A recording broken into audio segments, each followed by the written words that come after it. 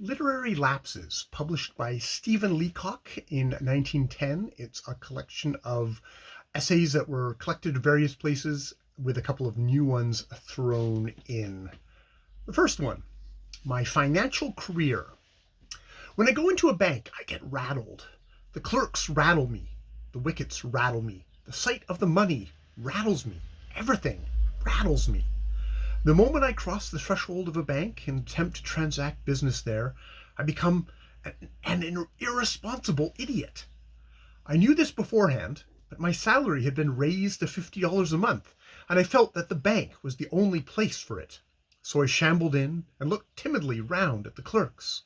I had an idea that a person about to open an account must needs consult the manager. I went up to a wicket marked "Accountant." The accountant was a tall, cool devil. The very sight of him rattled me. My voice was sepulchral. "Can I see the manager?"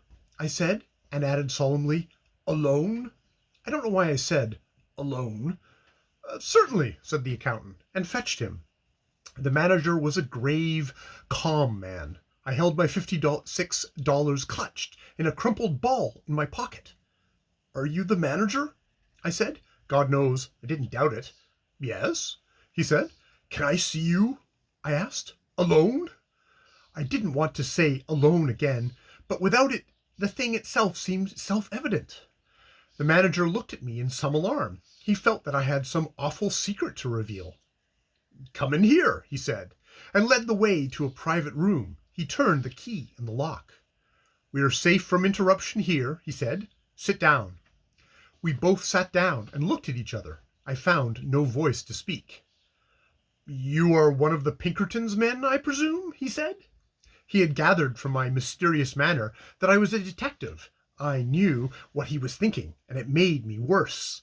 "No, not from Pinkerton's," I said, seeming to imply that I came from a rival agency. "To tell the truth," I went on, as if I had been prompted to lie about it, "I am not a detective at all. I have come to open an account. I intend to keep all my money in this bank." The manager looked relieved, but still serious. He concluded now that I was the son of a Baron Rothschild or a young Gould. "A large account, I suppose," he said. "Fairly large," I whispered. "I propose to deposit $56 now, and $50 a month regularly." The manager got up and opened the door. He called to the accountant. "Mr. Montgomery," he said unkindly loud, "this gentleman is opening an account. He will deposit $56. Good morning." I rose. A big iron door stood open at the side of the room. "Good morning," I said, and I stepped into the safe. "Come out," said the manager coldly, and he showed me the other way.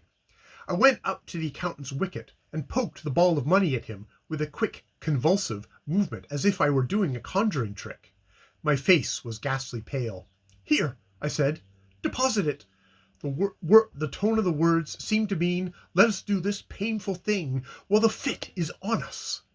He took the money and gave it to another clerk. He made me write the sum on a slip and sign my name in a book. I no longer knew what I was doing. The bank swam before my eyes. "Is it deposited?" I asked in a hollow, vibrating voice. "It is," said the accountant. "Then I want to draw a check." My idea was to draw out $6 of it for present use. Someone gave me a checkbook through a wicket, and someone else began telling me how to write it out.